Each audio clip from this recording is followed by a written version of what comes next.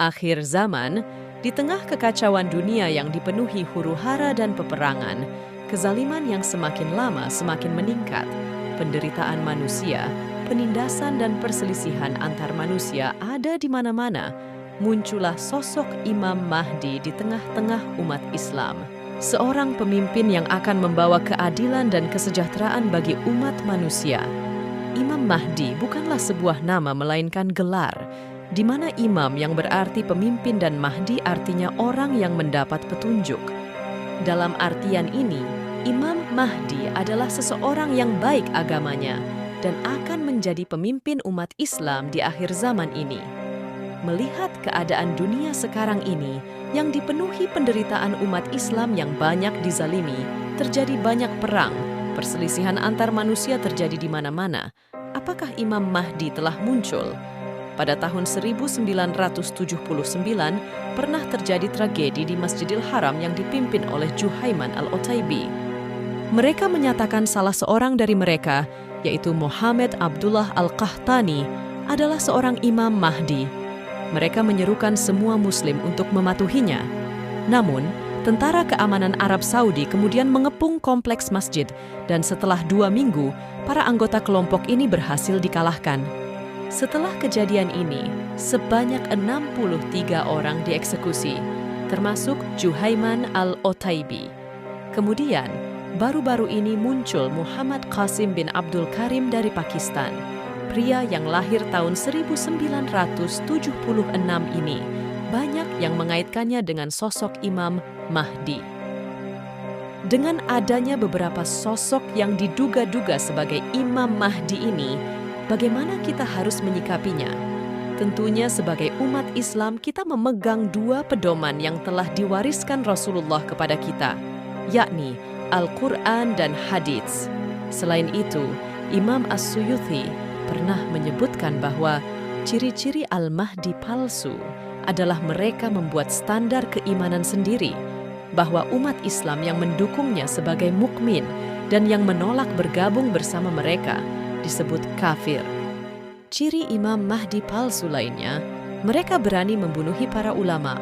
Ada beberapa hadits yang menceritakan perihal sosok Imam Mahdi, mulai dari peristiwa sebelum kemunculannya hingga ciri-ciri fisiknya. Adanya fenomena gejala sosial berupa perselisihan antar manusia dan gejala alam berupa gempa-gempa yang berdatangan silih berganti, juga terjadinya banyak kezaliman dan ketidakadilan, menjadi prakondisi menjelang kemunculan Imam Mahdi di tengah umat Islam.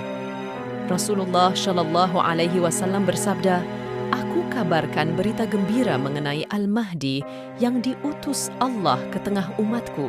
Ketika banyak terjadi perselisihan antar manusia dan gempa-gempa, ia akan penuhi bumi dengan keadilan dan kejujuran sebagaimana sebelumnya dipenuhi dengan kesewenang-wenangan dan kezaliman."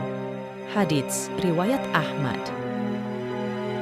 Lalu, akan terjadi 3 peristiwa besar yang akan menguatkan pertanda kemunculan Imam Mahdi yang menandakan bahwa memang benar Imam Mahdi telah muncul.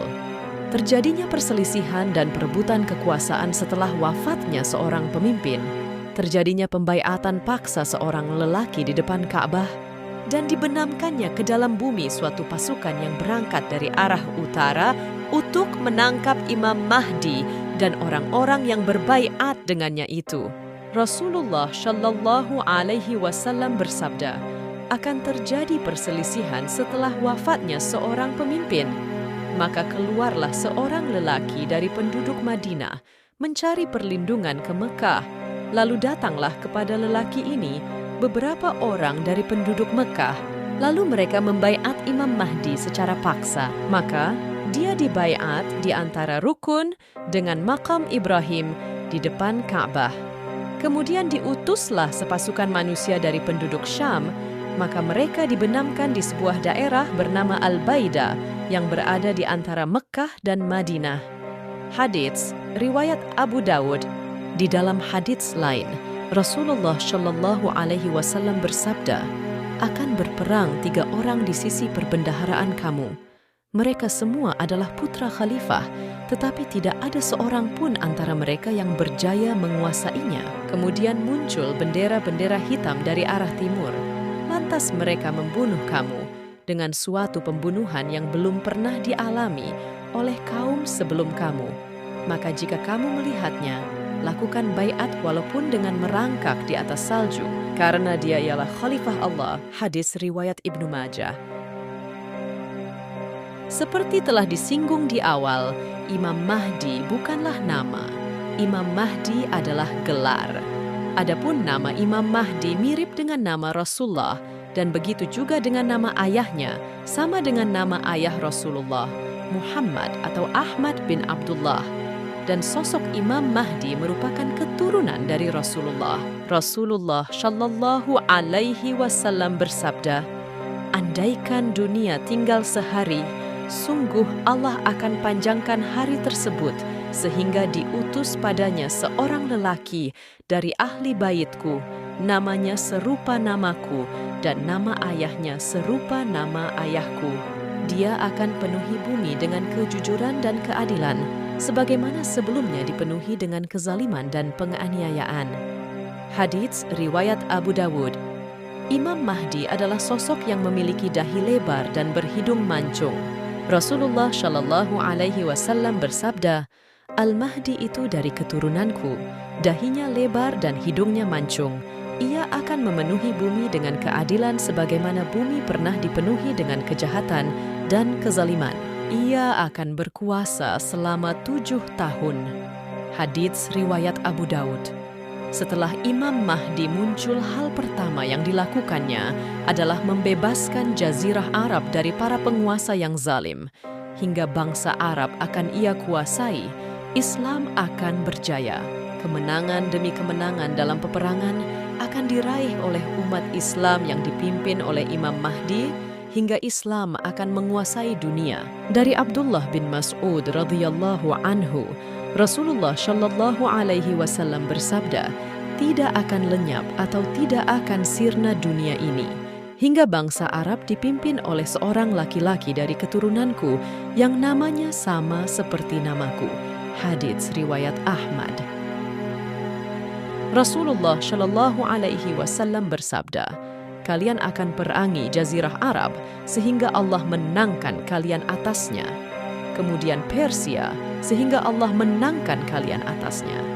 Kemudian kalian perangi Rum, sehingga Allah menangkan kalian atasnya. Kemudian kalian perangi Dajjal, sehingga Allah menangkan kalian atasnya." Hadis riwayat Muslim. Pada masa kekuasaan Imam Mahdi memimpin umat Islam, dunia senantiasa dalam keadaan sejahtera, damai, dan dipenuhi keadilan.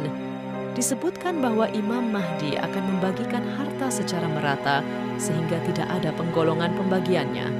Dari Abu Sa'id Al-Khudri radhiyallahu anhu, Rasulullah Shallallahu Alaihi Wasallam bersabda, "Pada akhir umatku akan keluar Al-Mahdi. Allah menurunkan hujan kepadanya, bumi mengeluarkan tumbuhannya, harta akan dibagikan secara merata, binatang ternak melimpah dan umat menjadi mulia. Dia akan hidup selama 7 atau 8 musim haji." Hadits riwayat Hakim. Di masa Imam Mahdi ini juga akan turun Nabi Allah, Isa bin Maryam. Ia akan salat dan menjadi makmum di belakang Imam Mahdi.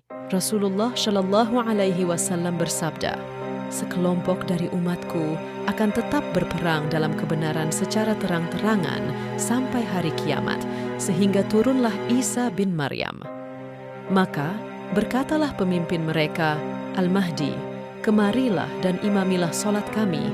Ia menjawab, "Tidak, sesungguhnya sebagian kamu adalah sebagai pemimpin terhadap sebagian yang lain, sebagai suatu kemuliaan yang diberikan Allah kepada umat ini." Hadits riwayat Muslim dan Ahmad.